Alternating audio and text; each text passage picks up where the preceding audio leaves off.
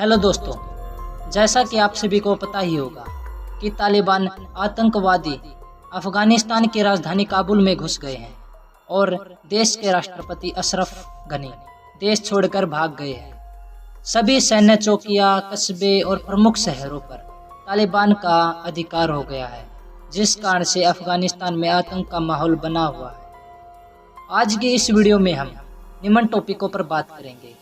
Number 1, Taliban कौन है। Number 2, Taliban का अफगानिस्तान में इतिहास क्या है। नंबर 3, अमेरिका तालिबान संबंध। नंबर 4, तालिबान अफगानिस्तान में क्या चाहते हैं। नंबर 5, तालिबान को धन कहाँ से मिलता है।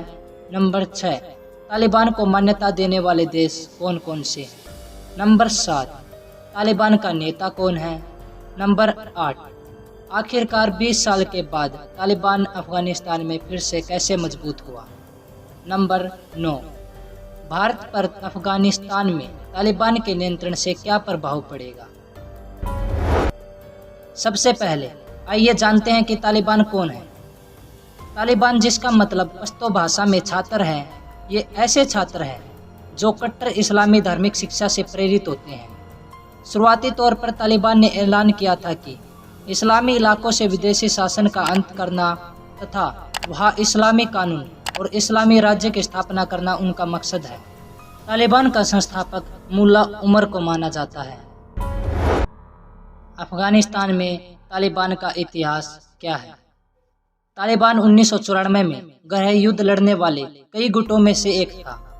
तालिबान ने 1996 तक देश के अधिकांश हिस्से पर नियंत्रण कर लिया था और शरीयत, जो कि इस्लामी कानून है, के अनुसार देश पर नियंत्रण स्थापित किया। उन्होंने शरिया को कठोरता से लागू किया। हत्या या व्यभिचार के दोषी लोगों को सार्वजनिक फांसी देना शुरू कर दिया।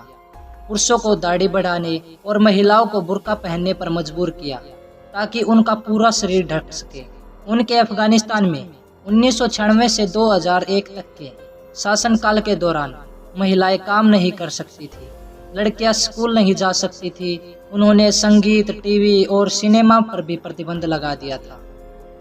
लेकिन न्यूयॉर्क की 9/11 की घटना के मद्देनजर ओसामा बिन लादेन और अन्य आतंकवादियों को मारने के लिए अमेरिका ने 7 अक्टूबर 2001 को आक्रामक अभियान शुरू किया और फिर अमेरिकी और मित्र राष्ट्र की सेनाओं ने तालिबान को पहाड़ी इलाकों तक ढकेल दिया था।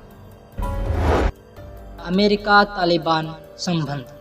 तालिबान ने 2018 में अमेरिका के साथ बातचीत शुरू की और फरवरी 2020 में एक शांति समझौता भी किया, जिसमें तालिबान ने अमेरिकी बलों पर हमला करने से रोका व अमेरिका ने अपने सैनिकों को वापस बुलाने के लिए कहा।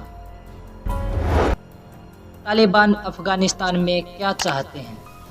जैसा कि हम पहले बता चुके हैं कि तालिबान शरिया लागू करना चाहते हैं, महिलाओं को प्राप्त अधिकारों से वंचित करना चाहते हैं, मिश्रित लिंग शिक्षा उसे भी समाप्त करना चाहते हैं। लेकिन हाल ही के वर्षों में एक राजनीतिक समझौते पर बातचीत के दौरान तालिबान नेताओं ने पश्चिम को यह आश्वासन दिया था कि महिलाओं को काम करने व शिक्षा प्राप्त करने व इस्लाम द्वारा दिए गए समान अधिकार दिए जाएंगे। लेकिन इस महीने की शुरुआत में समूह के लड़ाके कंधार के एक बैंक में घुसे और वहां पर काम करने वाली 9 महिलाओं को घर जाने का आदेश दिया और बंदूकधारियों ने कहा कि वे वापस नौकरी पर नहीं आएंगी। यह घटना इस बात की ओर संकेत करती है कि यदि तालिबान फिर से सत्ता में आया तो पिछले 20 वर्षों में अफगान महिलाओं को मिल रहे अधिकार वापस लिए जा सकते हैं। तालिबान के धन के स्रोत। नंबर 1, समूह को अफीम व नशीली दवाओं के व्यापार से धन मिलता है। नंबर 2, इसके अलावा जिन क्षेत्रों पर उनका नियंत्रण है वहां पर खेती व अन्य व्यवसायों पर कर लगाकर भी वे धन एकत्रित करते हैं। नंबर 3, इसके साथ साथ तालिबान को समर्थकों से भी धन प्राप्त होता है। तालिबान को मान्यता देने वाले देश। जब तालिबान सत्ता में था तब केवल 4 देशों ने तालिबान को मान्यता दी थी। वे देश हैं पाकिस्तान, सऊदी अरब, संयुक्त अरब अमीरात व तुर्कमेनिस्तान। जबकि अमेरिका और संयुक्त राष्ट्र ने तालिबान पर प्रतिबंध लगाते हुए इस समूह को राजनयिक मान्यता देने से इनकार कर दिया था। तालिबान का नेता कौन है?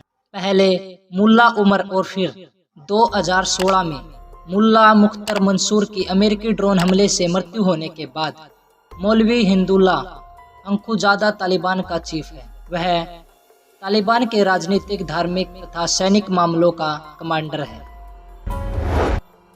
20 साल बाद कैसे आ गया तालिबान? साल 2001 में अमेरिकी और मित्र राष्ट्र की सेनाओं ने मिलकर तालिबान को पहाड़ी इलाकों तक ढकेल दिया था, लेकिन 2012 में नाटो बेस पर हमले के बाद से फिर तालिबान का असर शुरू हुआ। ये एक ऐसा वक्त था जब अमेरिका में अफगान से अमेरिकी सेनाओं की वापसी की मांग जोर पकड़ रही थी। धीरे धीरे अफगानिस्तान से अमेरिका की रुचि भी कम होने लग गई। इसी के साथ पाकिस्तानी आतंकी संगठनों व ISI की खुफिया मदद से पाक सीमा से सटे इलाकों में तालिबान ने अपना बेस मजबूत किया। फिर अप्रैल 2021 में अमेरिकी राष्ट्रपति बाइडेन की अमेरिकी सेना की वापसी के ऐलान के बाद तालिबान ने मोर्चा खोल दिया और तालिबान लड़ाकों ने 3 लाख से अधिक अफगानी फौजियों को सरेंडर करने पर मजबूर कर दिया और धीरे धीरे लगभग अफगानिस्तान पर कब्जा करते हुए काबुल पर भी अधिकार कर लिया और अफगान राष्ट्रपति अशरफ गनी और प्रमुख अधिकारियों को ताजिकिस्तान व ईरान जाकर शरण लेनी पड़ी। तालिबान के अफगानिस्तान पर राज का भारत पर प्रभाव।